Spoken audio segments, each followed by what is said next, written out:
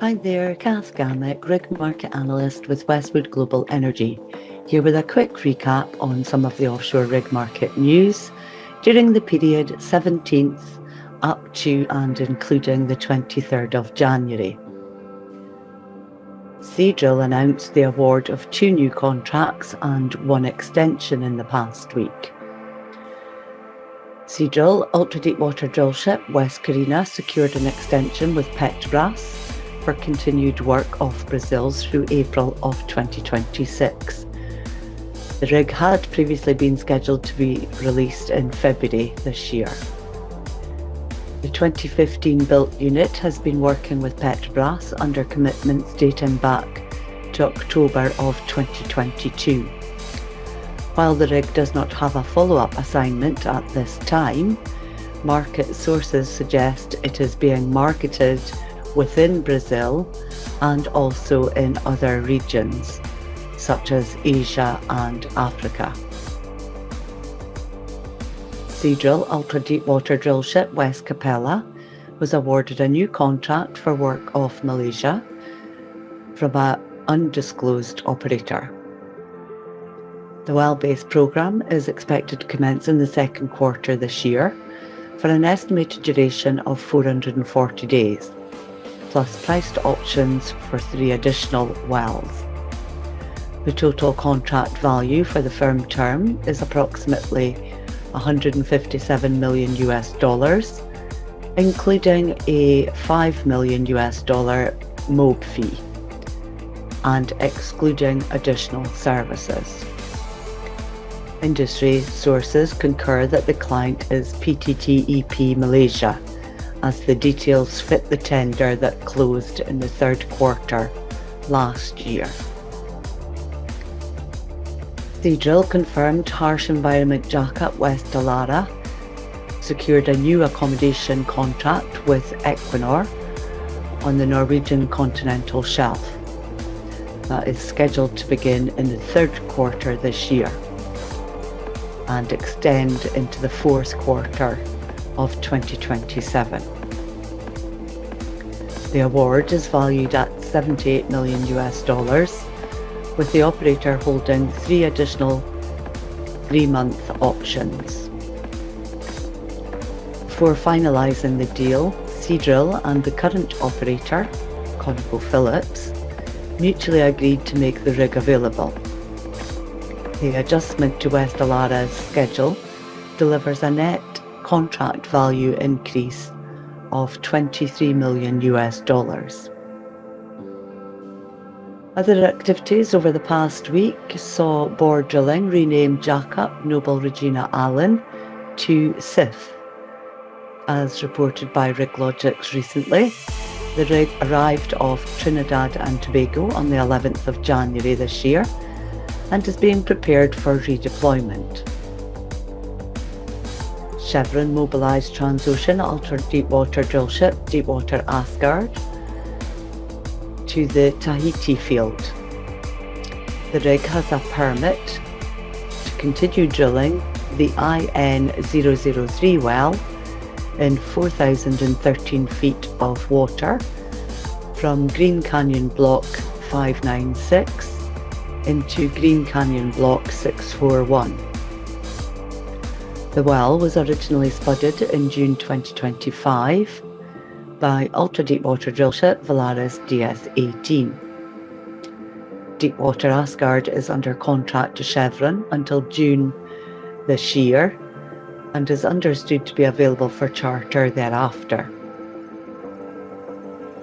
As a follow-up to the 8th January RigLogix report, E&I commenced drilling the Matsola-1 well in the Sirte Basin using ultra-deepwater drillship Saipem 10,000, with spud occurring on the 19th of January. The well is located within contract area 38/3, where the water depth is around 6,234 feet.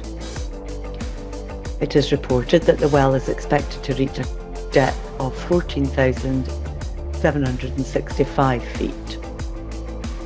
Saipem 10,000 is committed to the operator until at least the third quarter this year.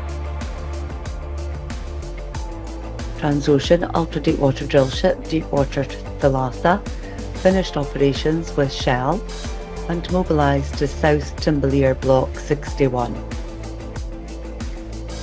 The rig is expected to transit to the Bahamas soon, where she will undergo contract preparations ahead of its upcoming charter with Woodside off Mexico. The rig has a 3-year commitment for the Trion project.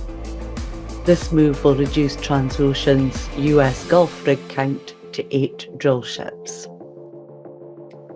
Addis jackup Harvey H. Ward and Arabian drilling jackup Arab Drill 110 have now returned to operations with Saudi Aramco following earlier contract suspensions with the operator.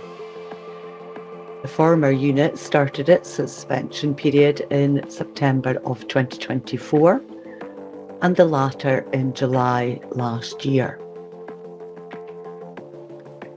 Further to a report of the 13th January, Blue Whale Offshore's ultra-deepwater semi-sub Blue Whale 1 arrived in Myanmar on the 22nd of January. She will undergo inward clearances and formalities ahead of the contract with POSCO International Corporation. The rig will be used for the Phase 4 development drilling campaign within Blocks A1 and A3 offshore Myanmar. The drilling programme consists of 4 subsea wells of 300 days, plus 1 optional well of 40 days. The rig is not available until the 4th quarter of this year. And finally, the Canada, Newfoundland and Labrador Offshore Energy Regulator has updated the statuses of multiple licences. Significant Discovery Licence 1052 was surrendered by Suncor on the 2nd of December last year. Meanwhile, production licences 1013 and 1014 were issued to Cenovus on the 19th of December last year. This is in advance of future drilling from the West White Rose platform, with these production licences converted from portions of Significant Discovery Licences 1024, 1025, 1026 and 1028. Significant Discovery Licence 1061 was issued to Cenovus on the 12th of January this year. It contains sections of Exploration Licence 1164, the remainder of which expired on the 15th of January this year, as Cenovus elected not to extend Period 1. ExxonMobil's Exploration Licence 1162 expired on the 15th of January, as the operator elected not to extend Period 1. Equinor partially surrendered Exploration Licences 1171, 1172 and 1173 on the 14th of January this year. That's it for this week. Many thanks for listening. Hope you found this of interest. If you'd like more information on RigLogix, please visit our website www.westwoodenergy.com.